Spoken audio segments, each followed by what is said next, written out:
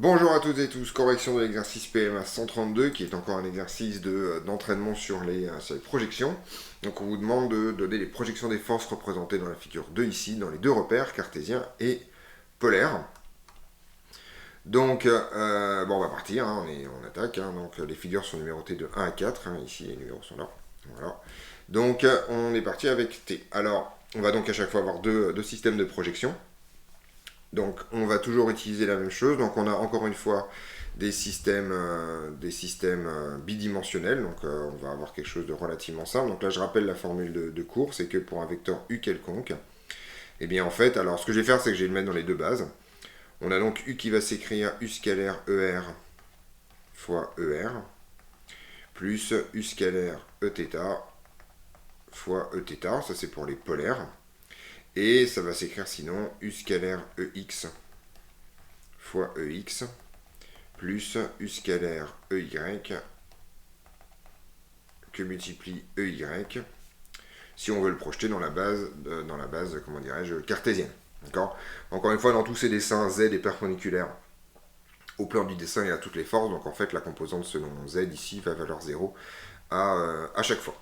Donc c'est ça qu'on va utiliser dans toutes ces histoires. Petite remarque aussi au niveau des notations. Hein. Ça par exemple, ça se note U indice R, c'est la composante selon R de U. Ça se note Uθ.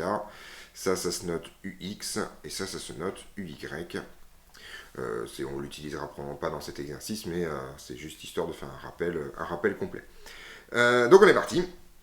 Alors dans la situation 1, ce que je vais faire, c'est que je vais le faire d'abord en cartésien. Voilà. Et donc on est parti, on va donc T à projeter en cartésien. Alors T, ça va se projeter relativement simplement, c'est donc la norme de T.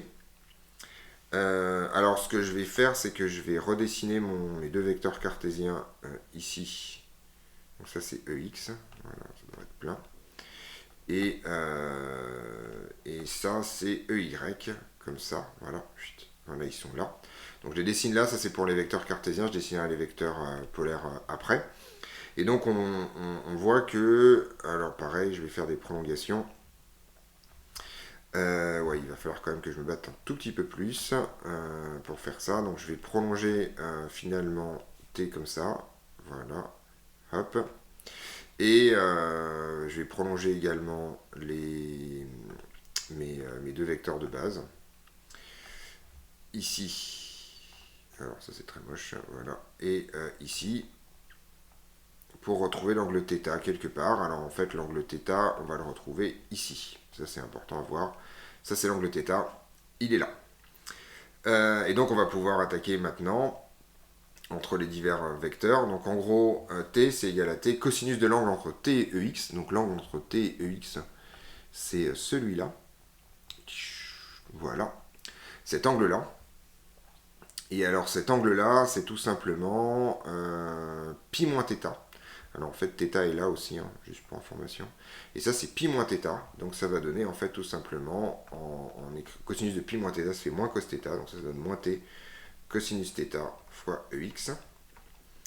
Et ensuite, je fais un plus. Hein, et ensuite, je vais avoir la norme de t fois le cosinus de l'angle entre t et EY. Alors là, ici, c'est l'angle entre t et EY, c'est cet angle-là. D'accord. Et donc c'est pi sur 2 plus θ. Et cosinus de pi sur 2 plus θ, ça fait moins sinus θ. Donc j'ai encore un moins ici. Moins sinus θ que multiplie EY. Et voilà pour la projection de t. Donc ça c'était la plus compliquée dans cet exercice. Et pour alors je vais essayer d'enlever 2-3 trucs quand même, parce que je vois strictement plus rien. En particulier ça et ça, voilà. Voilà, hop. Et ensuite, je vais pouvoir projeter mg dans la base cartésienne.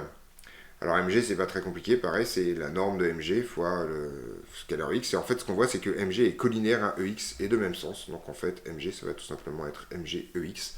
Et ça s'arrête là. Donc mg se projette très très bien en cartésien. Par contre, t se projette pas très très bien en cartésien. Il y a un peu de travail à faire, mais ça se passe relativement correctement. Alors, on va pouvoir faire la même chose en coordonnées polaires. Donc en coordonnées polaires, je vais juste dessiner les deux vecteurs, parce qu'ils ne sont pas représentés sur le schéma. Donc j'ai ici mon vecteur ER, voilà, et je vais avoir mon vecteur Eθ comme ça. Alors petite remarque quand même au passage, comment je sais que θ est dans ce sens-là et pas dans l'autre sens, c'est tout simplement parce qu'en fait Eθ est orienté dans le sens où m se déplace quand θ croît, donc c'est forcément orienté dans le même sens de la flèche que θ. Donc ça c'est Eθ et ça c'est ER ici. J'ai toujours mon angle θ ici, donc je vais le laisser, même si je vais peut-être refaire ça parce que c'est pas très joli cette histoire. Mais j'ai toujours donc mon angle θ là, ici, entre MG et ER. Et donc on va pouvoir commencer à faire des projections tout simplement. Donc si je le projette en polaire, eh bien mon vecteur t, alors c'est pas très compliqué, on constate que t en fait est collinéaire mais de sens opposé à ER, donc t va s'écrire moins t ER. Alors on peut l'écrire soit comme ça, soit si vous avez envie, t indice RER, d'accord, par définition, hein, puisque tθ sera nul. Donc là c'est un choix, hein. TR sera négatif ici parce que t est toujours positif dans ce sens-là. Ça, en fonction des situations, on peut choisir l'un ou l'autre. Et MG, eh bien en fait, c'est pas très compliqué, c'est la norme de MG qui multiplie le cosinus de l'angle entre MG et ER, donc là c'est θ, donc cosinus de θ ER. Et ensuite, on va avoir la même chose, MG fois le cosinus de l'angle entre MG et Eθ, et ça c'est cet angle-là, c'est tout ça.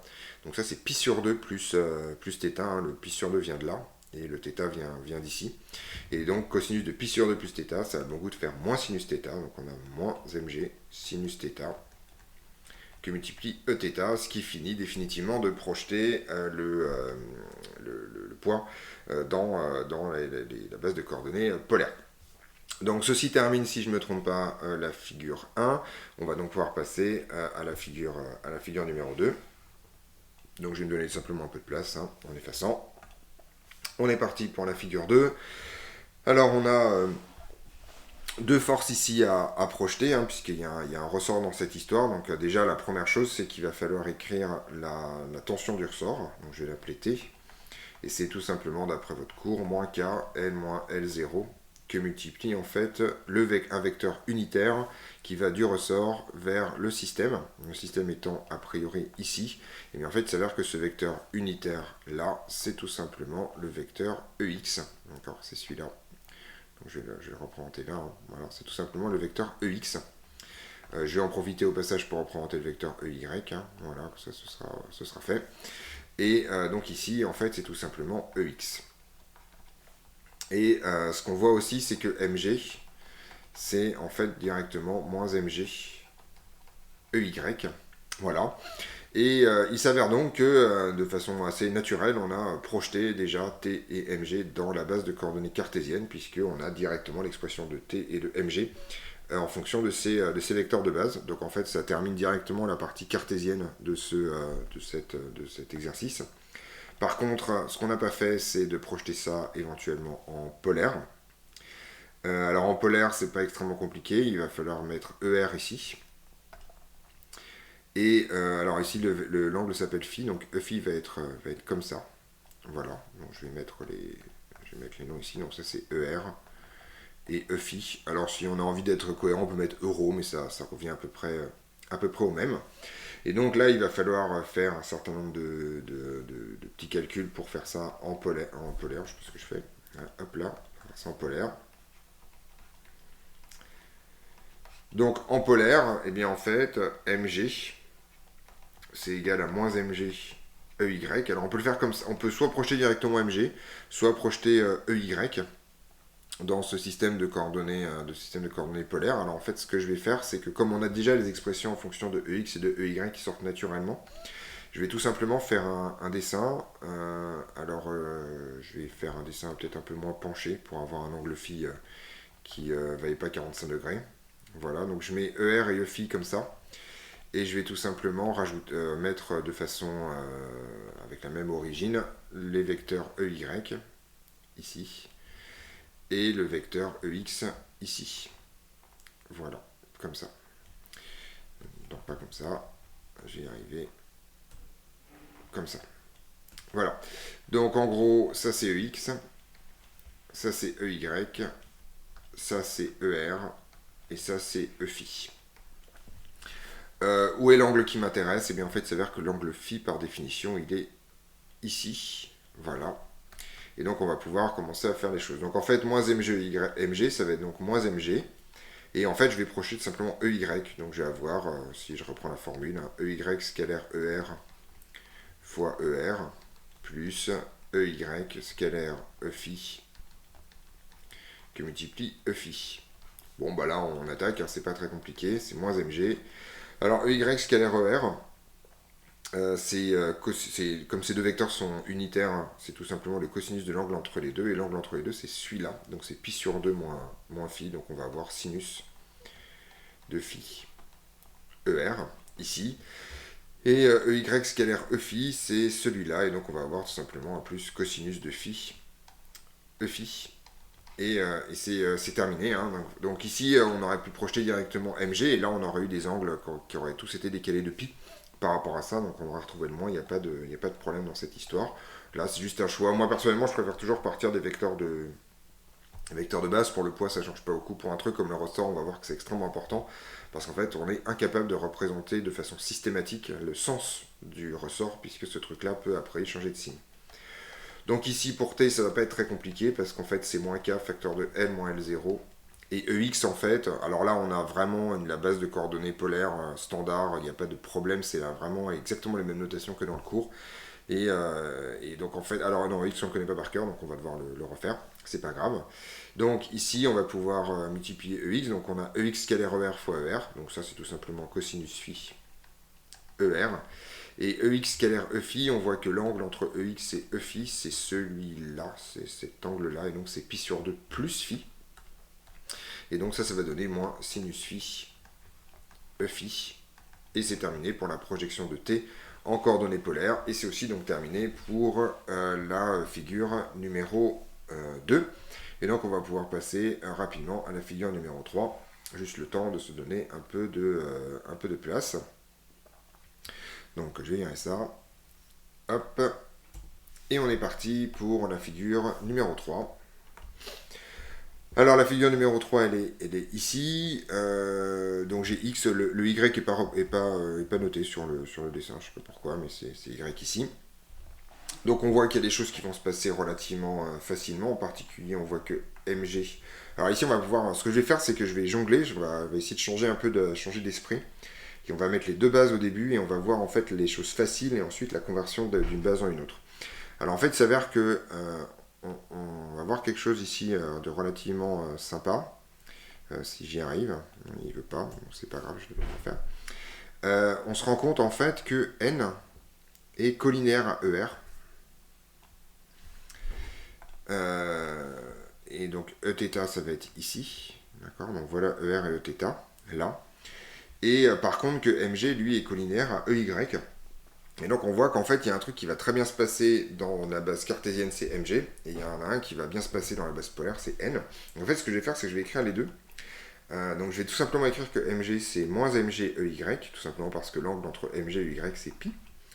Et je vais aussi écrire que N, c'est tout simplement N qui multiplie ER.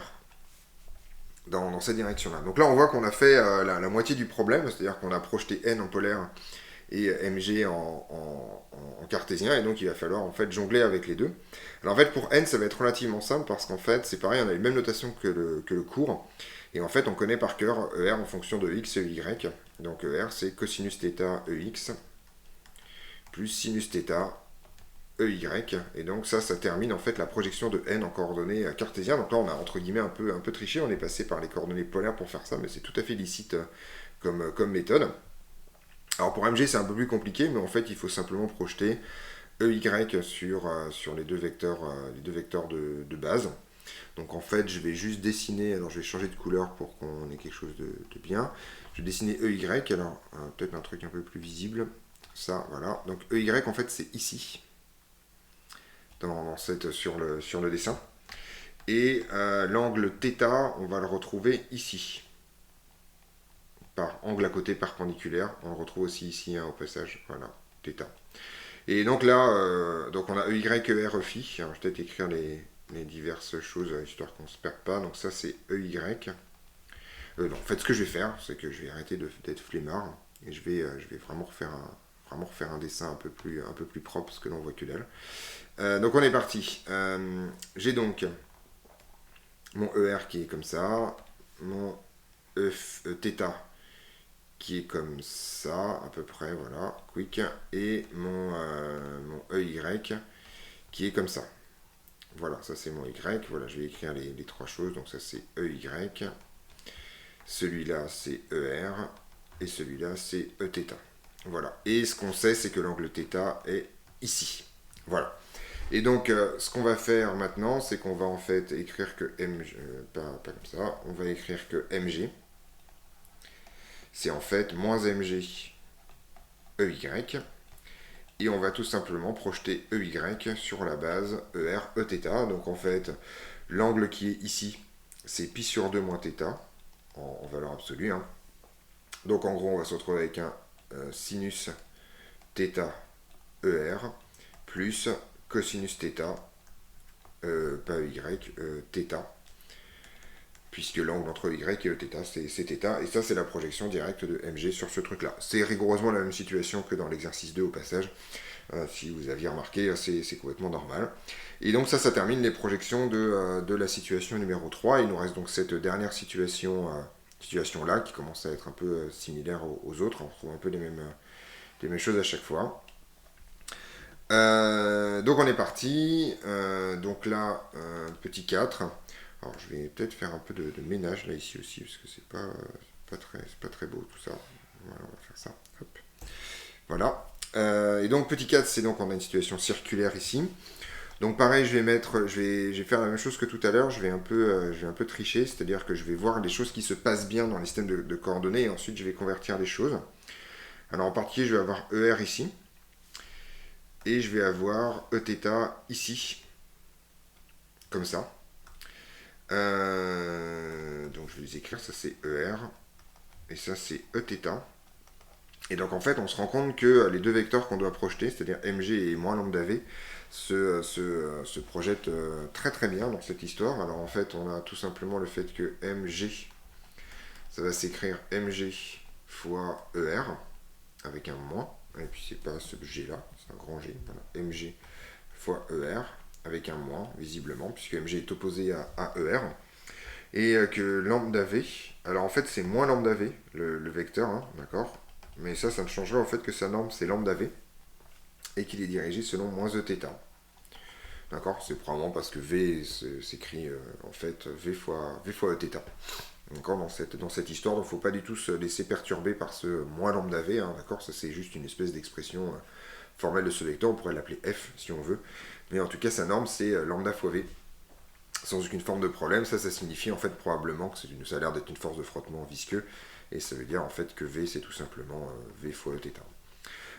Donc en fait on se rend compte que dans ce dessin là on a répondu à la moitié de la question, c'est à dire qu'en fait on a bien nos deux forces projetées selon ER et Eθ, et en fait il ne reste plus qu'à faire la projection de ces forces en cartésien, et bien en fait là ça tombe bien parce qu'on connaît par cœur ER et Eθ en fonction de EX et EY, donc ER c'est cos θ EX plus sin θ EY, et Eθ c'est moins sin θ EX plus cosinus θ EY, donc ça c'est deux résultats de cours. Et donc en fait c'est pas très compliqué, on va pouvoir tout simplement écrire que mg c'est donc moins mg que multiplie l'expression de ER, c'est-à-dire cosinus θ EX plus sinus θ EY, et que moins lambda v, et bien en fait c'est moins lambda v que multiplie l'expression de Eθ, c'est-à-dire moins sin θ EX plus cosinus θ EY. On peut développer si ici on a envie, mais en tout cas ça fonctionne très très bien, et ça termine en fait finalement non seulement les projections en cartésien de ce truc là, mais aussi la situation 4, mais aussi l'intégralité de l'exercice, qui est pareil un exercice important, il faut s'entraîner pas mal dessus parce que les projections c'est important en mécanique, et donc à refaire jusqu'à ce que tout soit bien en place et bien incorporé. On se retrouve donc dans d'autres vidéos pour d'autres corrections.